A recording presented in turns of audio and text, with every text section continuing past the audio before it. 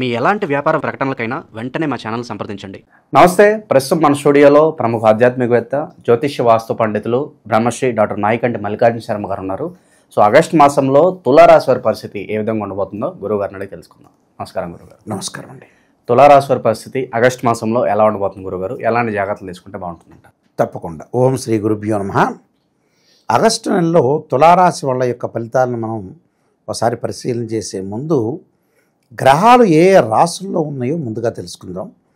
శుక్ర గురువులు మిథున రాశిలో సంచారం చేయటం, అలానే శుక్రుడు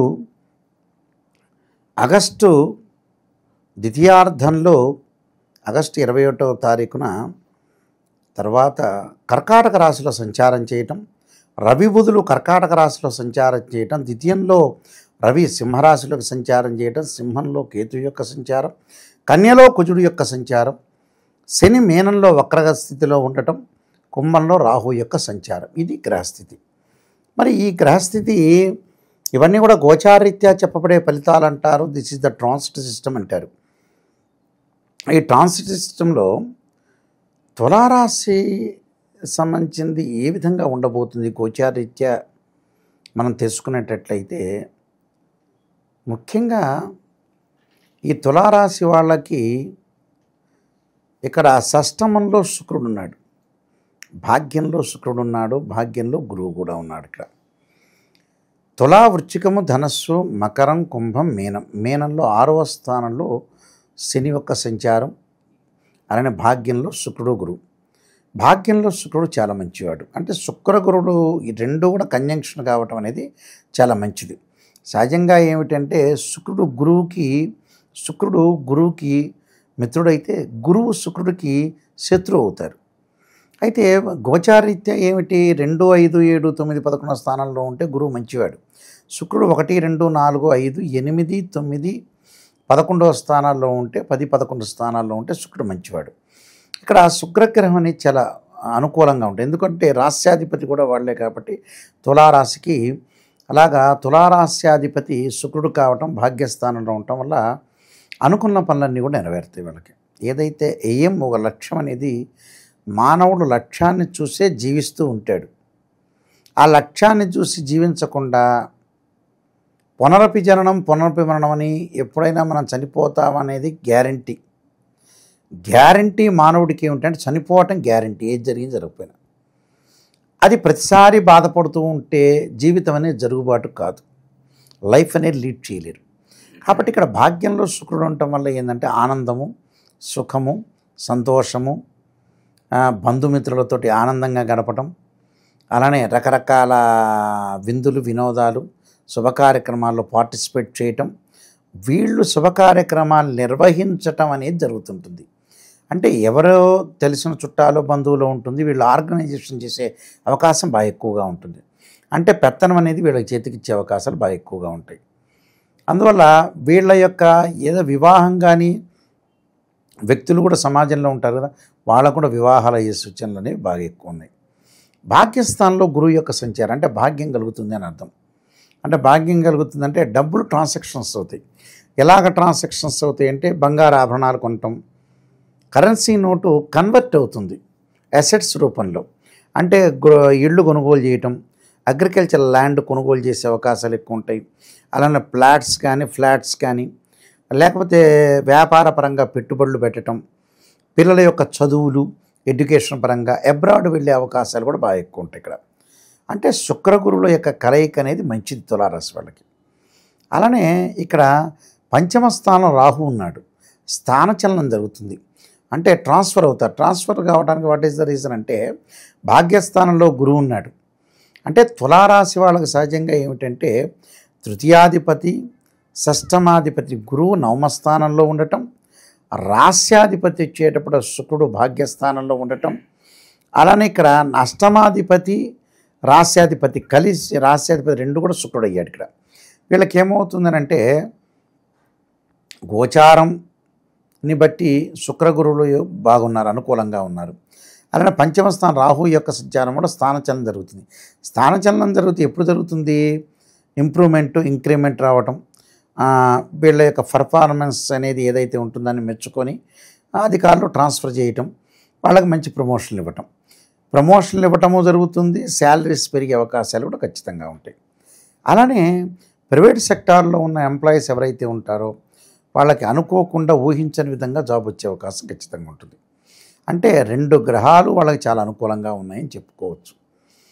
అలానే శని ప్రభావం ఏమవుతుంటే షష్టమంలో శని వక్రగతిలో ఉండటం వల్ల ఏదో రకమైన మానసికంగా ఆందోళన, అంటే పనులు జరుగుతుండగా కూడా మనిషి ఆందోళన పడుతుంటాడు. అంటే దానికి కారణం ఏంటంటే అత్యాశ.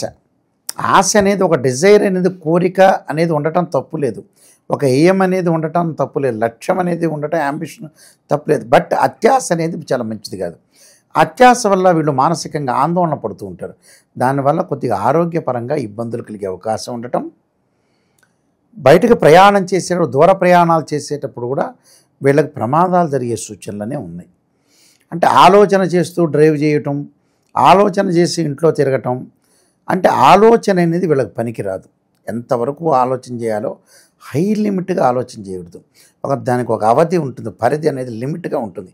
ఆ పరిధిలోనే వాళ్ళ ఆలోచన చేసి ముందుకెళ్ళటం చాలా మంచిది.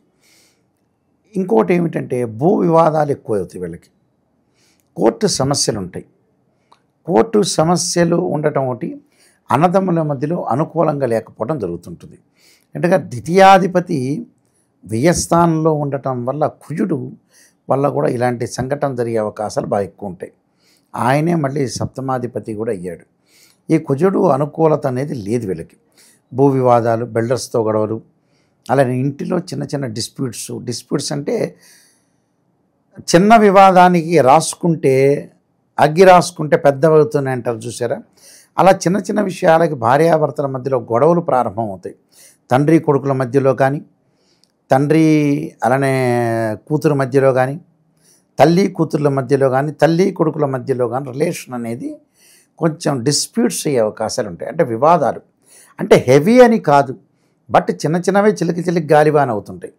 అలాంటివి రాకుండా వీళ్ళు కాపాడుకోవాలి. అదే ప్రయాణాల్లో కొన్ని జాగ్రత్తలు వహించాలి. అలానే ఈ రాశి వాళ్ళు వచ్చేటప్పటికల్లా 11వ స్థానంలో కేతుడు. ఆధ్యాత్మిక క్షేత్రాలు, తీర్థయాత్రలు, పుణ్యక్షేత్రాలు, అనుభవం వచ్చి జ్ఞానం అనేది బాగా పెరుగుతుంది వీళ్ళకి. అంటే అనుభవం, తప్పు జరుగుతుంది, మిస్టేక్ జరుగుతుంది, మిస్టేక్లో అనుభవం సంపాదిస్తారు అంతే. కేతు వల్ల జ్ఞానం కలుగుతుంది అని అర్థం. అలానే కెమికల్ ల్యాబొరేటరీస్ వాళ్ళకి కానీ, మెడికల్ వాళ్ళకి కానీ, డాక్టర్స్ కానీ, మెడికల్ రిప్రజెంటేటివ్స్ కానీ వీళ్ళందరికీ కూడా అనుకూలంగా ఉంటుంది, ఎలాంటి ఇబ్బందులు ఉండవు. అయితే దశమంలో రవి బుధులు ఉన్నారు. దశమంలో రవి ఉంటే కూడా కొంత అనుకూలంగా ఉంటాయి. ఉద్యోగపరంగా ఇబ్బందులు కలిగే అవకాశాలు లేవు. కానీ నూతన వ్యాపారాలు మటుకు ప్రారంభం చేసుకోవచ్చు, దాని తప్పేం లేదు. బుధుడు బాగానే ఉన్నాడు, మిశ్రమైన ఫలితాన్ని ఇస్తాడు. కాబట్టి వ్యాపార దక్షత కలిగిన యోగ్యులతోటి వాళ్ళు భాగస్వామ్యంగా వెళ్ళొచ్చు, దాని తప్పేం లేదు. ఇది కూడా బుధుడు కూడా ఒక రకంగా అనుకూలంగా. అంటే తులారాశి వాళ్ళకి శుక్ర గురువులు బాగున్నారు, కేతు బాగున్నాడు జాతకం. అంటే ఈ 3 గ్రహాలు చాలా అద్భుతంగా, మిగతా అవన్నీ కూడా కొంత మిశ్రమైన ఫలితాలు జరిగే అవకాశాలు ఎక్కువగా ఉంటాయి. కాబట్టి అనుకున్న పనులన్నీ కూడా సజావుగా జరిగే అవకాశాలు ఉన్నాయి. కొన్ని ఆరోగ్యపరంగా ఇబ్బందులు రాకుండా చూసుకోవటం అనేది చాలా ఇంపార్టెంట్. మిగతా ఆరోగ్యపరంగా ఇబ్బందులు లేకపోతే ఎలాంటి ప్రాబ్లం లేదు. కొన్ని ఇలాంటి వాటికి ఏమిటంటే జీవితంలో ముఖ్యంగా లైఫ్ను లీడ్ చేయాలంటే కొన్ని అవకతవకలు అనేవి వస్తూ ఉంటాయి. ప్రతి మనిషి కూడా ఎంత జెన్యూన్గా ఉన్నా ఏదున్నా కూడా కొన్ని ప్రాబ్లమ్స్ అనేవి లైఫ్లో చూస్తూనే ఉంటాడు. అంటే చిన్నప్పుడు పుట్టినప్పటి నుంచి మరణించే వరకు రకరకాల ఎస్టిమేషన్స్ చేస్తారు. కొన్ని జరుగుతాయి, కొన్ని జరగవు, కొన్ని ప్రాబ్లమ్స్ వస్తాయి. రకరకాలు మనుషులు బాధలు, కష్టాలు, సుఖాలు, నష్టాలు రకరకాల అనుభవించి చేరుతాడు చివరి వరకు కూడా. సరే, దానికి ఇంకా విల్ పవర్గా స్ట్రాంగ్గా ఉండి ముందుకెళ్ళటం కంటే మార్గం లేదు. భగవంతుడి యొక్క అనుగ్రహం సాధించడానికి ఏది చేయాలి, ఏది తప్పు చేయాలి, ఏది చేయకూడదు ఆలోచన చేసి ఉండటం అనేది చాలా మంచిది. దీనికి కొన్ని పరిహారాలు చేసుకొని ముందుకెళ్ళటం. గురుగారు, విశేషంగా ఈ రాశి వాళ్ళు ఎలాంటి పరిహారాలు వీళ్ళు పాటిస్తే బాగుంటుందంటారు? ముఖ్యంగా వీళ్ళు చేయాల్సిన పరిహారాల్లో శని యొక్క ఆరాధన చేయటం చాలా మంచిది. శనికి తైలాభిషేకం చేయటం, శనికి హోమం చేయటం, శని జపం చేయటం, శని శ్లోకాలు చదువుకోవటం, నీలాంజన సమాభాసం రవిపుత్రీమాగర్జం ఛాయా మార్తాండ సంభూతం తం నమామి శనీశ్వరం అనే మంత్రాన్ని చక్కగా చదువుకోవాలి. అలానే ముఖ్యంగా సూర్యభగవాను ఆరాధన చేయటం కూడా చాలా మంచిది. సూర్యభగవాను కూడా ఆరాధన చేసి ముందుకెళ్తే మనకు మంచిది అవకాశాలు ఖచ్చితంగా ఉంటాయి. అంటే ఎలాగా?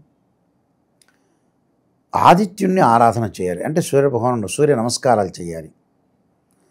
అంటే ఆ ఆదిత్యుణ్ణి ప్రతి ఆదివారం కూడా ప్రాతకాలంలో సూర్యహోరం ఉంటుంది.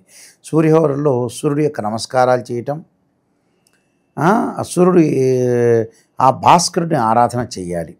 ఆ భాస్కరుని ఆరాధన చేయటం వల్ల మనకు మంచి జరిగే అవకాశం తప్పకుండా ఉంటుంది. ఈ నియమాలు పాటించడం మంచి జరిగే అవకాశం ఖచ్చితంగా ఉంటుంది. ఓవరాల్గా ఈ ఆగస్ట్ మాసం ఈ రాశి వాళ్ళకి ఏ విధంగా ఉండబోతుందో చాలా బాగా వివరించారు. ధన్యవాదాలు. నమస్కారం.